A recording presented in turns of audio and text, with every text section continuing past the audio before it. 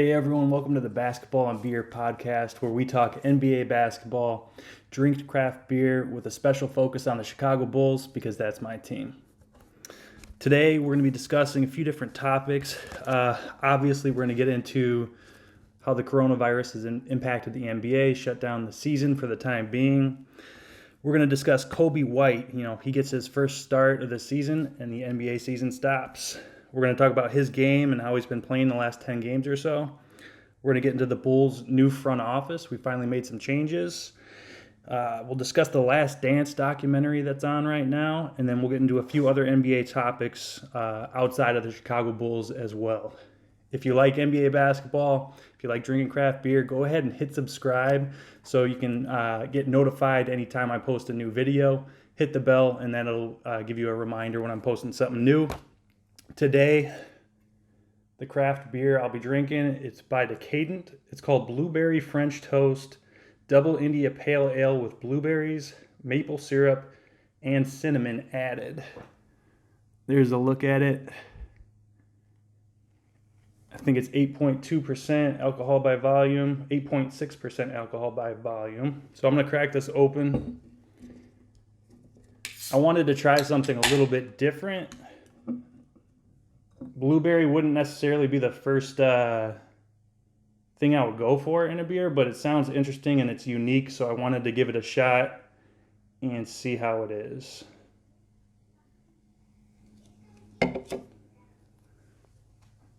Looks pretty good. Let's try it out.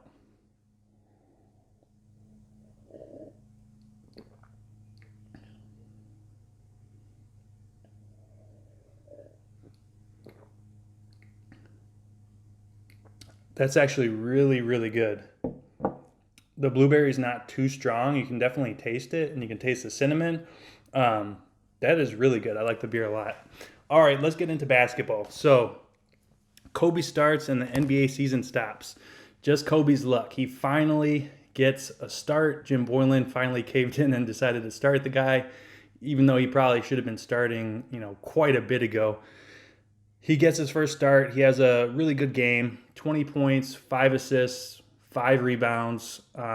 He had 9 turnovers as well, so you can tell that there was a little bit of nerves coming with his first start. But overall, really good game. He'd been crushing it the last 10 games. Just to read off a few of his stats.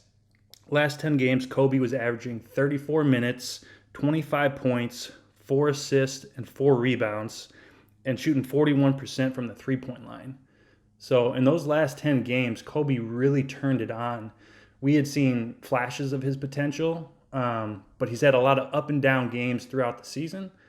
That's typical for a rookie, and I've been a big supporter of Coby White from day one. A lot of fans have not been thrilled with his rookie season. Some people even saying he's had one of the worst rookie seasons ever, just going off of some of his different ratings and stuff like that. But I feel like I know basketball when I see it, and that guy can play. And the last 10 games, he has turned it on. Very similar to Trae Young. There was a lot of questions about Trae Young's game when he was coming into the league. Would he be too small to dominate the way he did during college? And when he came into the NBA for the Atlanta Hawks, he had a very up and down start to the season until he eventually caught his groove and just started tearing up the league. Now he's a scoring machine, and he's an up-and-coming superstar. I'm hoping we could see the same kind of thing from Coby. Maybe he won't be to Trae Young level, but I think we got a stud in Coby White with the number 7 pick, and I'm excited to see his development. It's just unfortunate that he's getting going these last 10 games, gets a start, and all of a sudden, boom, season is over for the time being. No one saw this coming, obviously. The coronavirus and what's going on in the world today is much bigger than basketball, obviously. But it's just incredible to see, professional seasons shut down. The NBA stopped. We've never seen anything like this before, and there's a lot of uncertainty in the air, and it's a weird time for all of us. People are coping in different ways. But my hope is that people can, unite and trust that, as hard as this is right now, something beautiful can and will come out of it, I believe. We'll come out better for it. And we'll see how that all looks. But in terms of basketball, Coby White's playing terrific. He's going to be the starting point guard next year. But what's going to happen the rest of this season? Will there be the rest of the 2019-2020 season? Will they play it out? It sounds like they're going to, but what's it going to look like? How much will they shorten the rest of the season? They're not going to play 82 games, that's for sure. So how much will they shorten the season? Will they just go directly into the playoffs based on teams' current standings? Or will they have some kind of like play-in tournament where they factor in team records and then maybe the last, 2 or 3 teams, that 6, 7, 8 seed, maybe they'll be in some kind of play-in tournament with the teams that are just out of the playoffs. It's a good time, I guess, to experiment with that. They had already been talking about doing a play-in tournament. So with what's going on, this is the perfect time to try it out and see how it works. So I can't wait for basketball to get back and to get the season rolling again. I know many of you feel the same way. All right, moving on to our next topic. The Bulls finally have a new front office. So after years and years of fans craving the Fire Garpax, hashtag Fire Garpax, it's finally happened. They're out, and we've made our new hires. So we've got, I'm not going to pronounce the name right probably, but we got Arturas as our executive VP of basketball operations. He came over. He was the GM of the Nuggets. He put together a really young, solid, competitive team there. Seems like he has a good basketball mind. So I'm hopeful to see what he can do. He kind of took the approach of bringing in a few people sharing a role of, GM or assistant GM. A couple guys that are going to handle more like the financial or the scouting numbers and things like that. But Mark Eversley from Philadelphia is the new GM that Arturas hired. And I'm really excited to see what the two of them can do. It's interesting. It'll be another kind of like collaborative effort, just how we had Garpax, and we always questioned as Chicago fans, who's making the decisions here? And the answer they'd give you is that they always work together. There's a lot of discussions, and they come up with decisions as a team. I think, we have a similar thing here with Arturas and Mark Eversley and the other GMs that they hired as well to handle different aspects of it. I think they'll all collaborate, but I'm curious to see between Arturas, is he going to let Mark Eversley just kind of run the show? Typically, a GM is going to make roster changes. He's going to handle trades, free agent signings. I'm sure there's going to be discussion, but is Mark Eversley going to have the full go-ahead to make those decisions on his own? Or is each decision going to be something that's decided on together between him and Arturas? Don't know, but either way, I'm excited that we have a fresh front office. We needed this, something new. They're going to bring a new identity to the team. They're going to make their changes to the roster, make it their own. And we needed a mix-up. So we got it finally. Thank God. It'll be interesting to see what their vision is. What kind of team identity do they create? I remember when we had Paxson just at the beginning and he brought in Scott Skiles, they brought a new identity, a new toughness to the team. And it was appealing to free agents. We signed Ben Wallace, threw a lot of money at him. But right off the bat, the Chicago Bulls had a new identity when they got Paxson and Scott Skiles. They were defensive, they were gritty, and that was a fun period of basketball. So what's the Arturas and Mark Eversley going to bring? First decision is going to be, who's our coach? Jim Boylan's out of here. We all know that. It remains to be seen if they'll let him finish out this season or if they'll fire him immediately. But I think we all know that they'll be hiring a new coach. That's going to be the first move they're going to make. Adrian Griffin's name is floating around a lot. I don't have a real strong feeling one way or another on who the Bulls hire for coach. I kind of just trust Arturas and Mark Eversley to make the right choice here. Adrian Griffin, he's had a lot of experience. I think the last 7 years he's been an assistant coach. He's been praised pretty highly in terms of personal development and good relationships with players. So it may be time to give him his shot, but either way, I trust the new front office to make that choice. And roster moves. I really want to see if they're going to make a trade and make this roster their own. We have a lot of young, talented players. Coby White, Zach LaVine, Lauri Markkanen had a down year, but he's got talent. Wendell Carter Jr.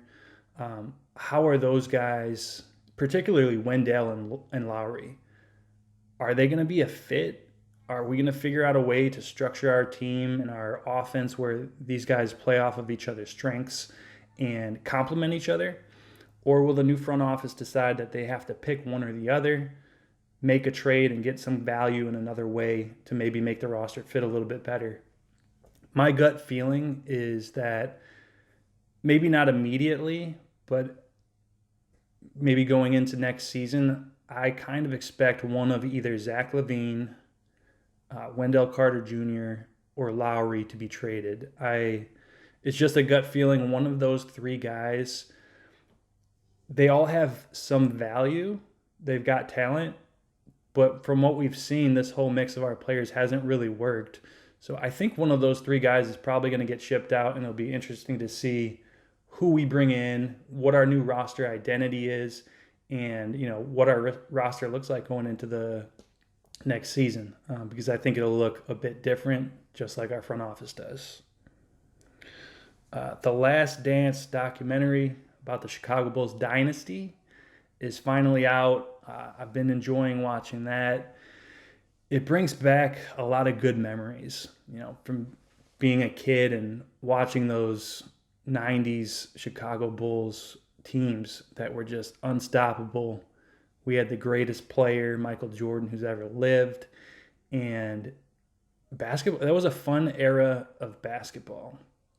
They've been replaying some of the games on Comcast Sportsnet, and it's funny, when I was a kid and I was watching that 90s Chicago Bulls team, I hated Reggie Miller. Hated him. I hated the Knicks so much.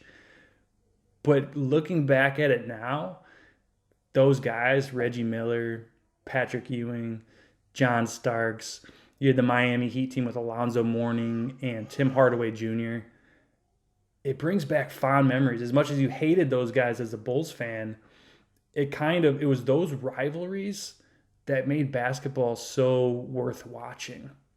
And I really want to see more of that in today's game. Just that toughness, the rivalries, the competitiveness. I feel like we could use a little bit more of that in today's game, and I hope we see that moving forward. But great memories come back from that. It kind of resurfaces the GOAT conversation. Michael Jordan, Kobe Bryant, LeBron James, who's the greatest of all time. Most people say Jordan. There's plenty of people who think LeBron is the greatest of all time. In my opinion, hands down, Jordan is the best ever, and he always will be. But I think LeBron has that dominance factor, kind of how Shaq did, where just from a physical standpoint, if you would look and you would pick LeBron, if you're playing pickup and you don't know anything about it and you're looking at all the players and you know their stats, you're probably going to go with LeBron because he looks just the most physically dominant. Where Jordan takes the GOAT trophy is his killer instinct. Kobe had it as well, but Jordan was more skilled, just a little bit better player than Kobe, and had that insane will to win. LeBron is super talented, but he doesn't have exactly that same killer instinct that Kobe and Jordan have. And that's why Jordan takes the GOAT. He's the greatest there ever was. All right, we're going to get into some NBA topics here. Coach Thibs. He's a guy whose name is floating around a little bit for open head coaching positions. He's been linked to the Rockets, the Knicks, and the Nets most frequently. A I just read an article where he's been going around to various teams and kind of studying the last few years how teams are doing things. And he even mentioned himself load management, where the way you run practices, you might let the vets sit out a little bit more, work the young guys a little harder, bring the vets back in for certain, schemes where necessary. It's just interesting to hear him kind of coming around to that idea after his days with the Bulls, where he would always reference Coach Popovich, Tim Duncan. He's like, you can play every minute of every game, doesn't matter, tough it out. And it sounds like he's kind of coming around a bit to understanding the science and that there is some effectiveness to load management, and you don't want to go extreme to that end, but maybe take it more into consideration. I think Coach Thibs is a great coach. I hope he gets a shot. And I hope it's not with the Knicks because he doesn't deserve that. I like Thibs. I hope he gets a spot with the Rockets or the Nets because those obviously have a lot of talent. You got Kyrie and Kevin Durant on the Nets. You got James Harden and Russell Westbrook on the Rockets. I would love to see what Coach Thibs could do with one of those rosters. Kyrie and Kevin Durant, those guys got to stay healthy. But I would love to see Thibs end up with the Nets or the Rockets and see how he does. All right, will the NBA return this season? When? Will it be a shortened season? We kind of touched on that a little bit. I think they're probably going to do some kind of tournament along with going off a team's current standings. Maybe they'll give them 10 more regular season games and then from there go into the playoffs. I'd expect to see something like that. The other thing is, are they going to play without fans at the games? It probably depends, from what I've been reading, here in Illinois, it sounds like we're not going to get close. Pritzky, the phases he's laying out, where you can have a big public thing, it sounds like that ain't happening anytime soon. So other areas are a lot more lenient. So maybe we'll see NBA teams playing at a few select stadiums in different states. Or maybe games will be played without fans, which would be kind of weird to watch. But at the end of the day, I want the NBA season back. I want everyone to be safe and healthy, and I can't wait to start watching basketball again. That's how I feel about that. So, in closing, go ahead and take a nice deep breath. I'm just going to do a short little meditative exercise here. Go ahead and take another deep breath.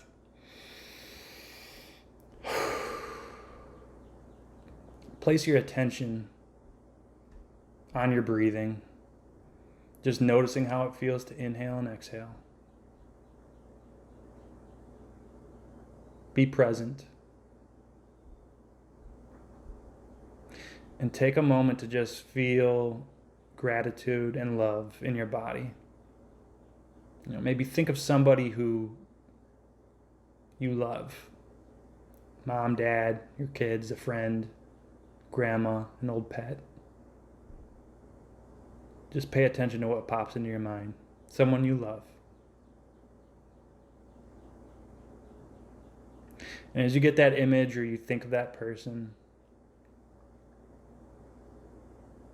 just feel their energy with you and sit in that energy of love, that presence for a moment.